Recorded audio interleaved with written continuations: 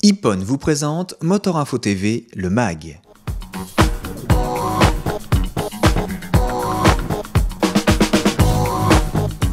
Bonjour à tous et bienvenue sur Motor Info TV pour cette émission spéciale Salon de Milan. Au sommaire, les plus grandes nouveautés moto et scooters de l'EICMA 2015 avec en vedette la Honda Africa Twin, la BMW 90 Scrambler, la Ducati X-Diavel, la Triumph Speed Triple 2016, la Moto Guzzi V9, la Yamaha MT10, le Sim Maxim 500, le Kymco X-Ton, le Kawasaki J125, le Concept Husqvarna 701, le prototype Quadro touche-main, l'Orca Astor 125, la nouvelle Suzuki GSX-R 1000 et bien plus encore. Voici les 33 nouveautés les plus en vue du plus grand salon européen consacré aux deux roues.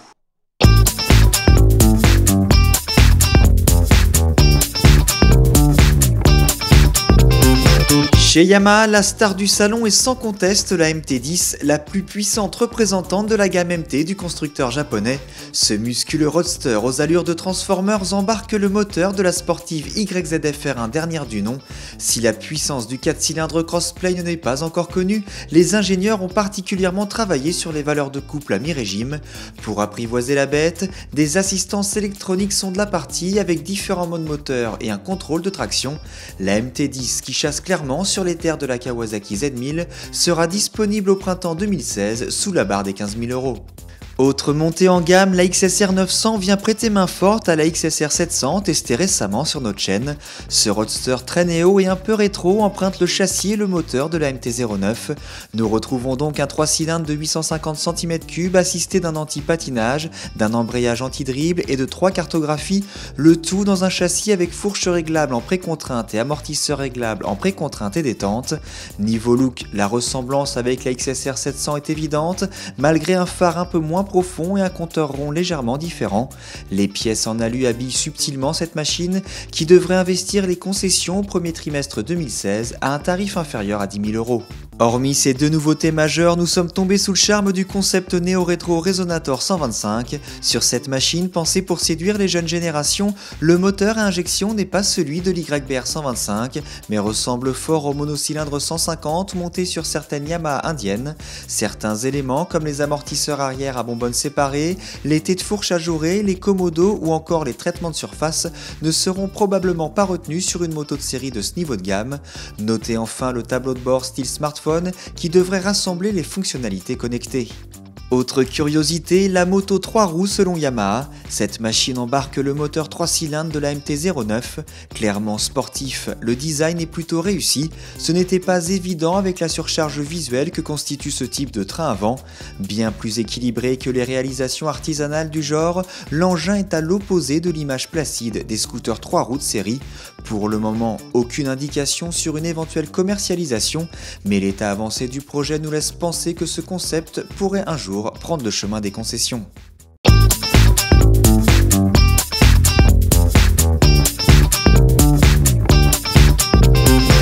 Ducati pousse son concept Diavel encore plus loin avec cette version X plus radicale, plus performante et toujours plus exubérante.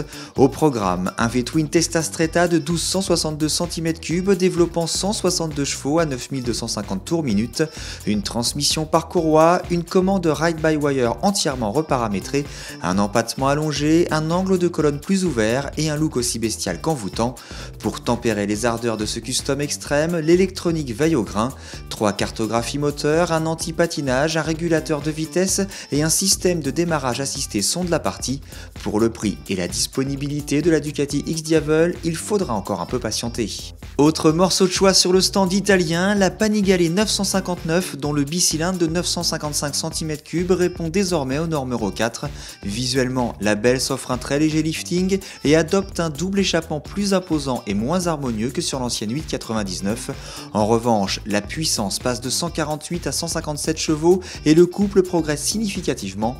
De nombreuses aides électroniques répondent à l'appel et un shifter est désormais proposé de série. Cette nouvelle hyper sportive sera disponible un peu avant Noël au tarif de 16 590 €. Les aficionados de la marque italienne moins sportifs ou moins fortunés pourront jeter leur dévolu sur la déclinaison 400 du modèle Scrambler. La 62 reprend les lignes de sa grande sœur mais se part d'un équipement plus basique, le bicylindre refroidi par air QBC 399 cm3. Il répond aux normes Euro 4 et sa puissance s'élève à 41 chevaux à 8750 tours minute. Sur le papier, cette Scrambler semble être la machine idéale pour les permis à deux. Malheureusement, son tarif de 7 990 € nous semble un peu élitiste pour la catégorie.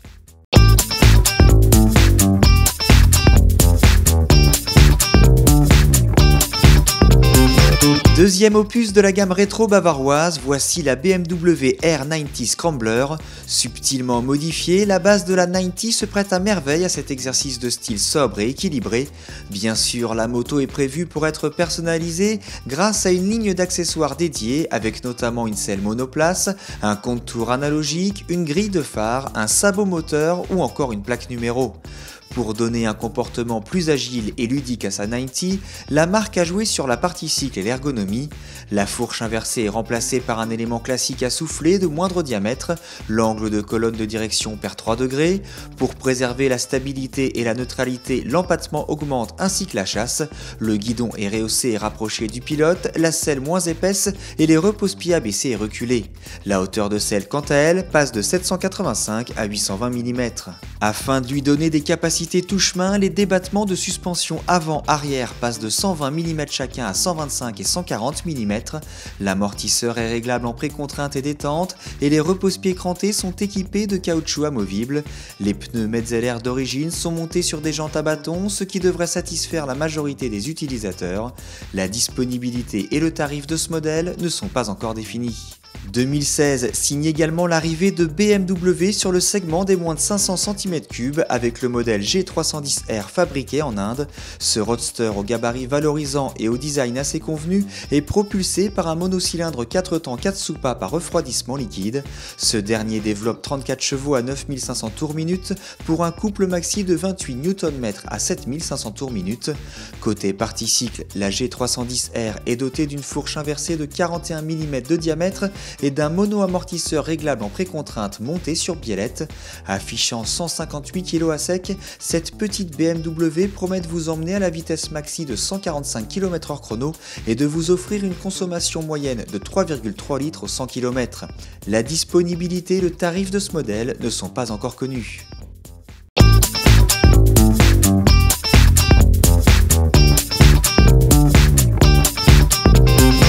Chez Kawasaki, la ZX-10R millésime 2016 trônait en bonne place. Championne du monde en titre en catégorie Superbike, la belle verte s'améliore encore pour tenter de conserver sa couronne. Hormis un léger lifting, le plus gros du travail s'est concentré sur le 4 cylindres en ligne homologué Euro 4 et dont la puissance culmine désormais à 210 chevaux. La ZZR 1400 se met également en conformité avec la norme Euro 4 sans rien perdre de ses 200 chevaux grâce au travail des ingénieurs sur l'électronique et le système d'échappement. Plus lisible, le tableau de bord reçoit désormais des écrans LCD et un mode jour-nuit. Côté scooter, après le J300, Kawasaki se lance sur le segment des 125 en reprenant la base du Kymco Dig Street. Le look est strictement identique à celui du J300, carter gauche et silencieux d'échappement excepté. Désormais homologué Euro 4, le monocylindre délivre une puissance de 14 chevaux. Pour le reste des modifications, le J125 devrait bénéficier d'amortisseurs mieux calibrés et d'une selle plus moelleuse que le Dig Street. Ce dernier point entraîne une réduction de la capacité du coffre. Le freinage ABS reste identique avec étrier 2 pistons à l'avant.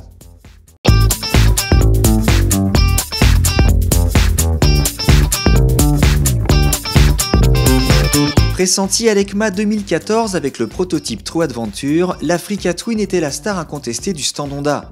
Sur cette machine réellement adaptée au tout-terrain, la firme a privilégié la compacité et la disponibilité. Cela commence par un moteur étroit, un bicylindre en ligne de 998 cm3 à double allumage calé à 270 degrés. Les valeurs de cette motorisation, 98 Nm à 6000 tours minute et 95 chevaux à 7500 tours minute. Côté assistance, nous retrouvons l'anti-patinage réglable sur 3 niveaux, l'ABS déconnectable à l'arrière et la boîte automatique DCT en option. Élancée et fine pour le genre, la ligne très endurisante évoque le bon vieux temps des Dakar Replica. Fournie par Showa, comme le plus souvent chez Honda, la fourche est entièrement réglable, tandis que l'amortisseur se contente d'un réglage de précontrainte par molette. Le poids est de 232 kg avec le plein en version standard, mais passe à 242 kg en version DCT. Pas surprenante pour la catégorie, la hauteur de selle est réglable de 870 à 850 mm. Honda promet une autonomie maximale de l'ordre de 400 km grâce au réservoir de 18 litres. Les tarifs de cette nouveauté très attendue sur le segment débutent à partir de 12 999 €. Amusante, rigoureuse et facile, la Honda CB500X revient au catalogue français pour 2016 avec à la clé une mise à jour renforçant polyvalence et qualité perçue. Ce trail routier reçoit un lifting et de nouveaux coloris. La moto y gagne en personnalité avec une identité tout-terrain plus affirmée. Désormais, la bulle réglable sur 2 positions est rehaussée de 100 mm, la fourche est réglable en précontrainte, le bouchon de réservoir est monté sur charnière et le levier de frein est réglable. Le bicylindre 499 cm3 calé à 180 degrés dispose toujours de 47 chevaux, mais adopte un nouveau mécanisme de sélection issu des sportifs CBR. Même mise à jour pour la CBR 500R qui arbore un style plus agressif. Ce millésime 2016 adopte une fourche réglable, un bouchon de réservoir monté sur charnière, un levier de frein réglable et un silencieux retravaillé pour une meilleure sonorité. Bonne nouvelle, la contenance du réservoir est augmentée. La CB500F reçoit elle aussi quelques retouches esthétiques et techniques, feu à LED et relooking plus sportif, nouveau silencieux, levier de frein réglable, fourche réglable en précontrainte et mécanisme de sélection des rapports revus, le réservoir gagne également 1 litre de contenance. De son côté, la NC750X arbore un design largement remanié avec un style plus affirmé, à commencer par un éclairage avant et arrière à diode, la bulle est désormais plus haute, le coffre gagne 1 litre, la fourche reçoit de nouvelles valves et un nouvel amortisseur réglable en précharge fait son apparition. L'échappement plus compact devrait apporter un peu de peps à la sonorité du bicylindre en ligne de 745 cm3. La moto tout-terrain et le scooter sont a priori incompatibles. Le concept Honda City Adventure pourrait bien nous prouver le contraire. Sous les carénages minimalistes et malgré la fourche inversée, le double disque de frein avant et un bras oscillant spécifique, on ne peut s'empêcher de deviner la base des NC 750 et de l'Integra 750. Les commodos trahissant la présence de la boîte automatique DCT, l'étrier de frein de parking et le moteur presque horizontal niché à l'avant du cadre ne laissent guère de doute. Honda présente l'engin comme la base de nouvelles directions de développement pour des machines polyvalentes, une perspective très alléchante même s'il ne s'agit pas d'une réplique ciblée au Yamaha T-Max 530.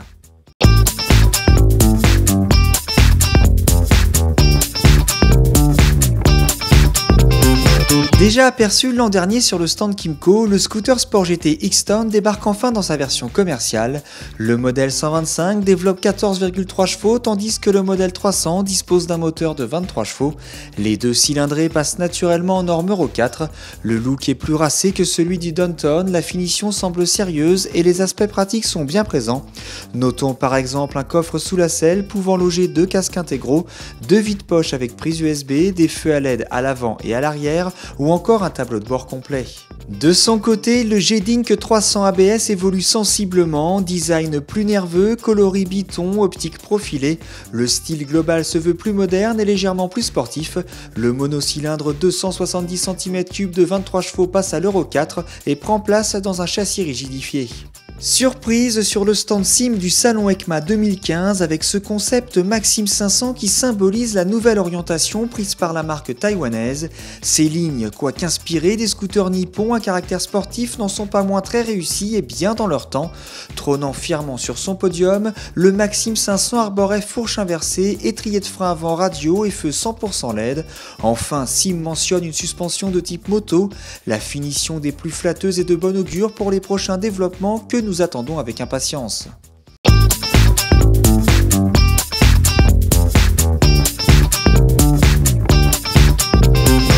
Impossible de rater la nouvelle GSX R1000 sur le stand Suzuki, l'hyper sportive japonaise se démarque sensiblement de la génération précédente et compte bien semer la terreur en catégorie Superbike. Pour cela, elle pourra compter sur son aérodynamisme ultra travaillé, son shifter qui fonctionne à la montée et à la descente des rapports, son anti-patinage réglable, son assistance au départ, ses suspensions Showa dernière génération et ses étriers radio Brembo. La puissance de son 4 cylindres devrait dépasser la barre des 200 chevaux. Changement moins radical pour la Suzuki SV650 qui réapparaît en version naked avec un châssis inspiré de la Gladius, un ABS de série et un V-twin de 76 chevaux répondant à la norme Euro 4.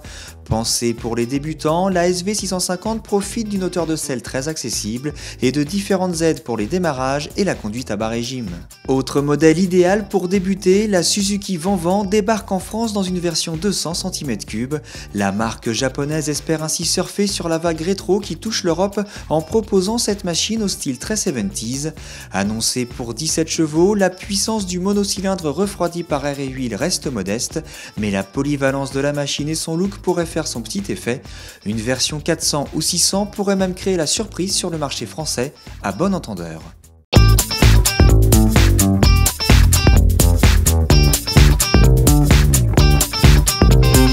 Chez Triumph, impossible de passer à côté de la toute nouvelle Speed Triple. Le 3 cylindres de 1050 cm3 compte 104 touches qui promettent plus de puissance, plus de couple, 10% de consommation en moins et lui permettent de passer les normes Euro 4.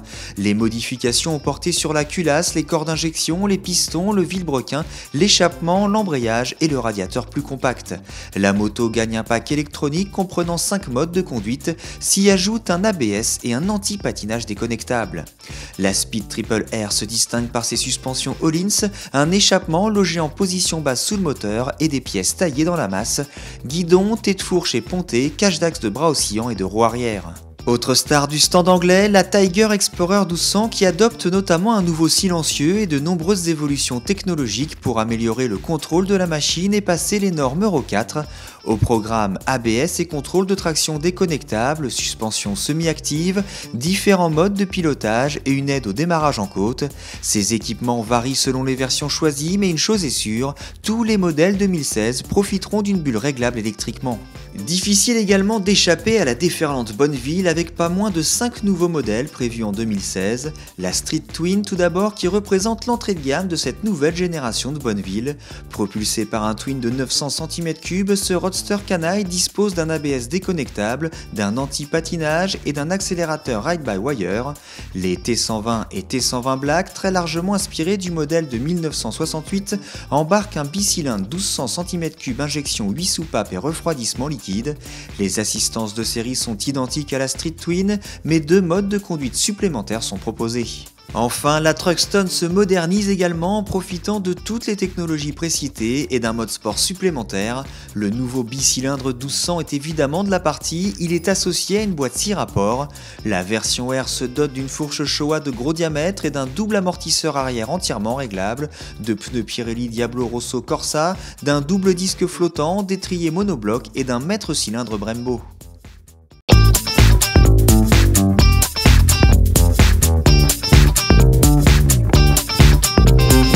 Parmi les nombreuses nouveautés présentées à Milan, quelques modèles ont particulièrement retenu notre attention, à l'image de ce concept 701 de la marque Husqvarna, une étude de style dépouillé, originale et dont le monocylindre de 690 cm3 promet des performances consistantes.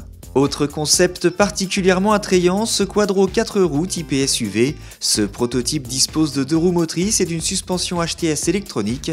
À cela, il faut ajouter un différentiel avancé doté d'une fonction autobloquante. Le moteur utilisé ici est un monocylindre de 630 cm3. Enfin, Quadro réfléchit activement à doter sa base moteur d'une marche arrière, une fonction qui à l'avenir pourrait se révéler bien utile. Pas de révolution chez Mash, mais de nouveaux coloris particulièrement saillants et un graphisme retravaillé pour 2016 sur les modèles 75, orange, noir ou marron, il y en aura pour tous les goûts. Orcal de son côté présentait une déclinaison de son modèle Astor 125 avec cette version café rasseur. Au programme capot de selle, guidon bracelet, fourche inversée et nouvelle teinte crème particulièrement élégante. Enfin, la marque Zero présentait 2 nouveaux modèles de moto électriques, le Supermotard FZX et la SR ZF 13.0 capables d'atteindre les 164 km/h chrono. D'autres nouveautés du constructeur américain sont attendues au Salon de Paris en décembre prochain. Rendez-vous donc très bientôt pour la suite des nouveautés 2016 sur Motorinfo TV.